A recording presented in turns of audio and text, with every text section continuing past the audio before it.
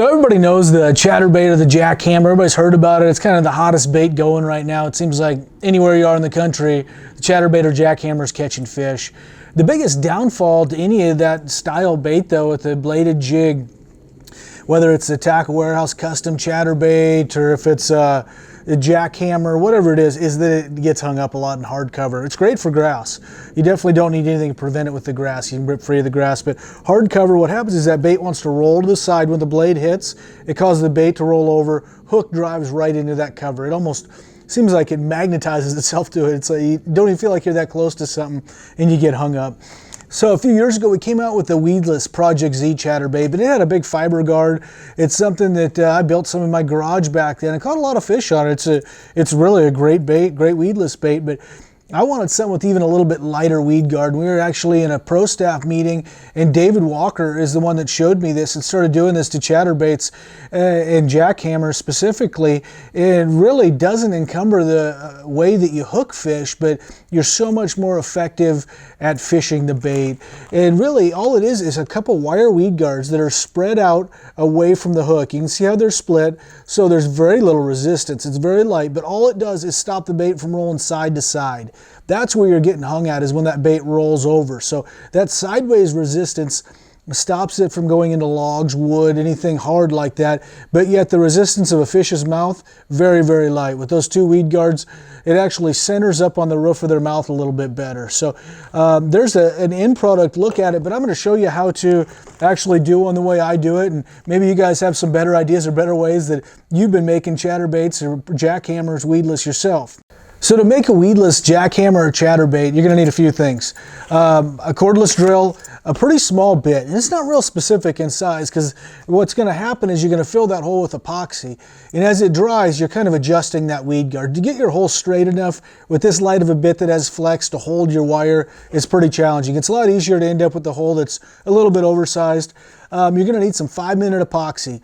So I like to use the little plastic trays that baits come in and stir it up with a toothpick. So something to put that on. You can even do it on a napkin or a towel. These you're going to throw out anyway, so it's easy to use. And then some steel-on leader. For these I'm using 30-pound. And I use this for making weed guards on other jigs, jig heads, if it's for a swim bait, whatever it may be. It's a fine weed guard. It's plastic coated, so it's a steel material, but it's got a plastic coating on it. And really that's all you need, a couple toothpicks to stir up your 5-minute epoxy. The first thing I like to do, if it is a bait you can pull the skirt down on, is get it out of the way. It's just a little bit easier to deal with. On the jackhammer, they're tied, so you can't do that. Not that important. But you want to get all that skirt held back. Lay the head down on anything hard, go into it perpendicular to the head. So we want it to be pretty flat as we start our hole.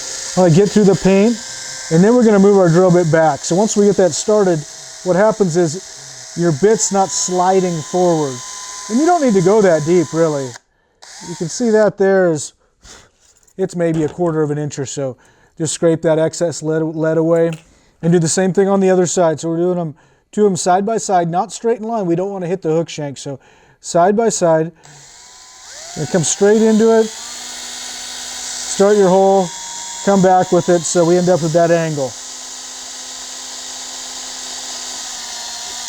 And again, it's just wiping the lead away. You're going to see you end up with some lead fragments here. Makes a little bit of a mess. I like to go and take and clean all the lead out of the holes even after you scrape it. There's just a little bit more, you get a little bit more epoxy in there. So the next step after we have the holes drilled is taking your wire. We're going to want them a little bit longer than the hook, and it's always easier to cut them shorter, of course, rather than make them longer. So I'm going to take and cut 2 pieces of that wire with the dikes, the same length.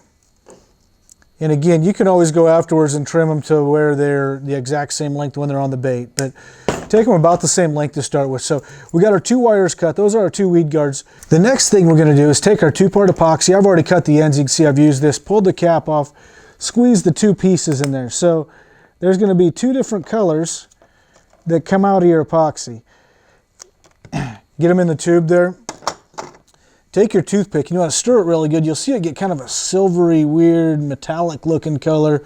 You need to stir it good to make sure it hardens properly. Some of these, if you don't have it stirred very well, what's going to happen is that it's just not very strong, never really hardens great. So stir it pretty good. The longer you stir it, the quicker it is going to dry though. So we're going to get that done. And and we're getting pretty close. The next thing, we got it all stirred up here on our toothpick. We're going to take our bait. This is a Tackle Warehouse custom ChatterBait right here, but I'm going to dab this just across the eyes. I want to get some on there, but not too much to start with here. So I'll take one of those 2 wires we just cut, try not to drop them, and take, what happens is air bubbles get stuck in there. So I'll take the wire and actually get those air bubbles out of there. Make sure to get as much epoxy as I can in the hole. And you can get it to where you have it pretty well full here just by working with that. Take that. There's the first one. Here's the second one. Again, you can twist it, move it around. You'll see the little air bubbles come out. And you can see my wires just fell limp. You're thinking, well, that didn't work, right? What you really need to do is just wait a little while. This is kind of where patience is a virtue.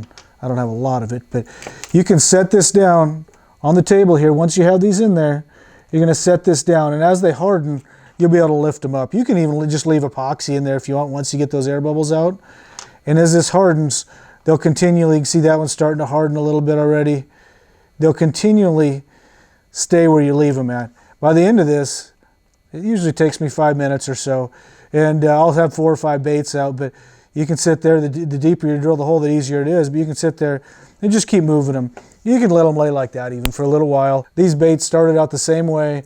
You can see how I have the wires bent up just above the hook, but they're spread very wide from the hook. So very sturdy in the hole, but yet very flexible.